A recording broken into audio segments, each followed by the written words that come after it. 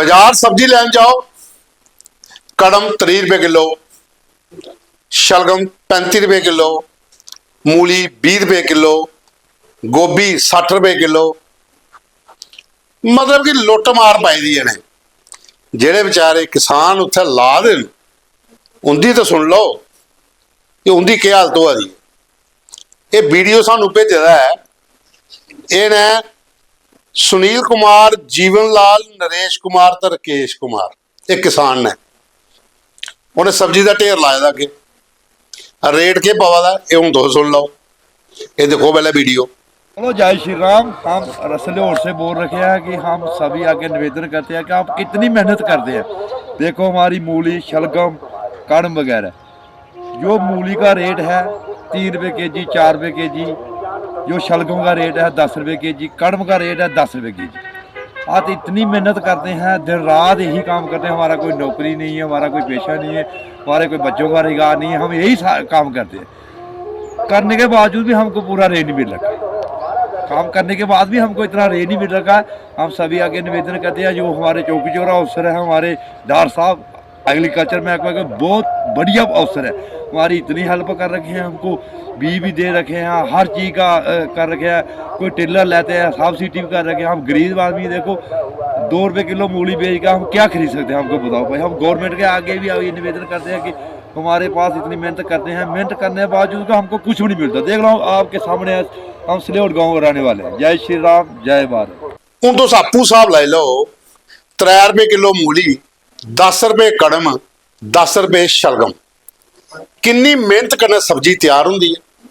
जिले मूली की पुटना है, उसी साफ करना, धोना है। कड़म की बटना है, पत्ते तोड़ने, खूंगियां तोड़नी है, फिर उसी साफ करिए बनना है। शलगम तोड़ने, पुटने, धोने, पत्ते वखे करने, तो फिर उदियां गुठियां बनानियां। मतलब घर रुपया भी नहीं पाउंदा। तो खेतीबाड़ी का खर्चा बखरा, ऐल का बखरा, बाई राई बखरी। किन्ना कर मारना किसाने की तुसें। मंडी वाले पाई दी चौधर, अपनी मर्जी के रेट, पुछने वाला कोई नहीं। लैनी घट, बेचनी 10 गुणा ज्यादा। 3 रुपए किलो मूली लैनी, 30 रुपए किलो बेचनी। 5 रुपए किलो, 10 रुपए किलो कड़म लेना, 40 रुपए किलो बेचना। उदो दसो कुत्थों उठेगा बेचारा किसान। हो ये वीडियो तुसें दिखी लिया होना, वो करलाई कलाई दसदा ये रेट है सारा। तो देखा जाए न्यूज़ रूम 24 आवाज़ से आऊँगा पवन शर्मा। तुंदी सरकार तुंदे मुद्दे एक नवे एपीसोड च तुंदा माता माता स्वागत। ये वीडियो तुसें देखा, ये वीडियो हा साढ़े कोल जिहड़ा भेजे दा, यह तहसील चौकी चौरा, पंचायत सल्योट, जिहड़े सब्जी लाने वाले किसान ने उनकी क्या हालत है बेचारे दी। हुण अगे चलने आ।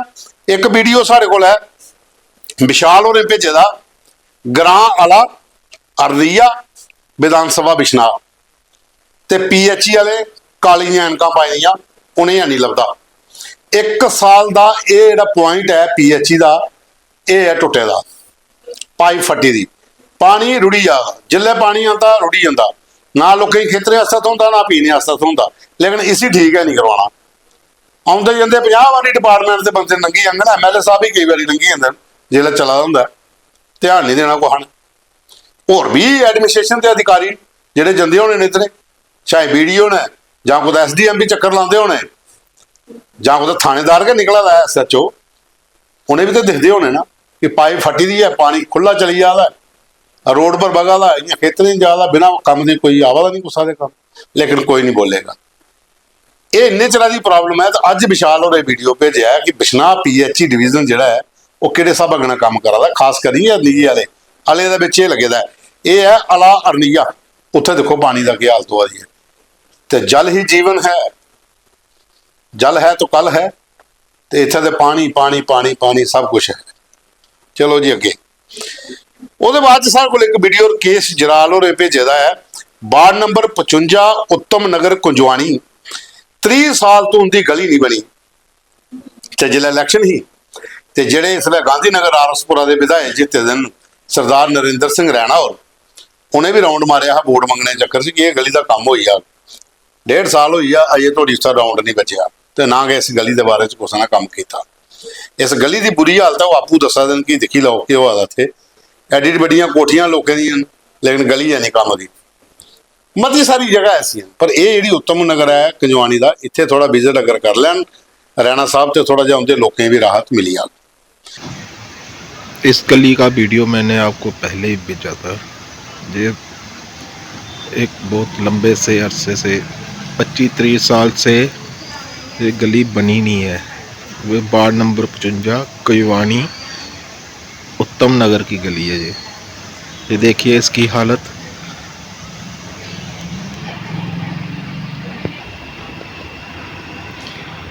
जहाँ के एमएलए बीजेपी से जीते हुए डॉक्टर नरेंद्र सिंह राणा अभी तक इस गली का दौरा भी नहीं कर पाए।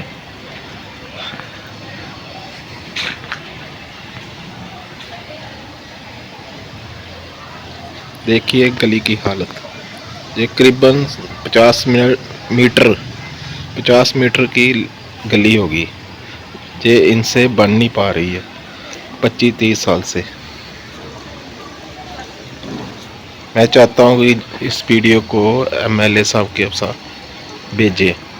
ਉਹਦੇ ਬਾਅਦ ਚ ਡੀਡੀਸੀ ਸੁਰੇਸ਼ ਸ਼ਰਮਾ ਚੌਕੀ ਚੋਰਾ ਮਹਿਰਾ ਮਾਂਦਰਾ ਦੇ ਜਿਹੜੇ ਉਹਨੇ ਪੰਚਾਇਤ ਦੰਨਾ ਚਲਾੜਾ ਤੇ ਬੁੱਧੋ ਦਾ ਮਹੱਲਾ ਉੱਥੇ 6 ਲੱਖ ਦੀ ਲਾਗਤ ਕਰਨਾ ਬਲੈਕ ਟਾਪਿੰਗ ਦਾ ਕੰਮ ਰੋਡ ਦਾ ਸ਼ੁਰੂ ਕਰਵਾਇਆ ਔਰ ਲੋਕਾਂ ਡੀਡੀਸੀ ਦਾ ਵੀ ਥੈਂਕਸ ਕੀਤਾ, ਜ਼ਿਲ੍ਹਾ ਭੋਜਨ ਦਾ ਵੈਲਕਮ ਕੀਤਾ। ਬਕਾਇਦਾ ਉੱਥੇ ਲੋਕ ਕਾਫੀ ਇਕੱਠੇ ਹੋਏ ਰਹੇ, ਜਿਹਦੇ ਚ ਜਿਹੜੇ ਐਕਸ ਸਰਪੰਚ ਹੈ ਹਰਵੰਸ ਲਾਲ ਹੋਰ ਰਾਧੇ ਸ਼ਾਮ ਹੋਰ ਉਹਦੇ ਬਾਅਦ ਸਿਕੰਦਰ ਲਾਲ ਹੋਰ ਤੇ ਨਾਇਬ ਸਰਪੰਚ ਤਰਸੇਮ ਲਾਲ ਹੋਰ ਤੇ ਮੋਹਨ ਲਾਲ ਤੇ ਬਿੱਟੂ ਰਾਮ ਤੇ ਬਾਕੀ ਐਕਸ ਪੰਚ ਵਗੈਰਾ ਕਾਫੀ ਗ੍ਰਾਂਦ ਲੋਕ ਹੈ ਜਿਹਨੇ ਉਹਦਾ ਵੈਲਕਮ ਕੀਤਾ ਕਿ ਪਿਛਲੇ 5 ਸਾਲ ਦੇ ਡੀਡੀਸੀ ਇਹ ਜਿਹੜੀ ਰੋਡ ਦੀ ਪ੍ਰੋਬਲਮ ਇੱਥੇ ਬਲੈਕ ਟਾਪਿੰਗ ਦੀ ਉਹ ਉਹਨੇ ਪੂਰੀ ਕਰਾਈ ਹੋਈ ਹੈ ਤੇ ਤੁਸੀਂ ਵੀਡੀਓ ਦੇਖੀ ਸਕਦੇ। ये हमारी पंचायत है दन्ना जलाड़ा। यहाँ पर ये एक हमारा मोहल्ला है बुद्धोदा मोहल्ला। यहाँ पर काफ़ी लोगों को दिक्कत थी आने जाने में।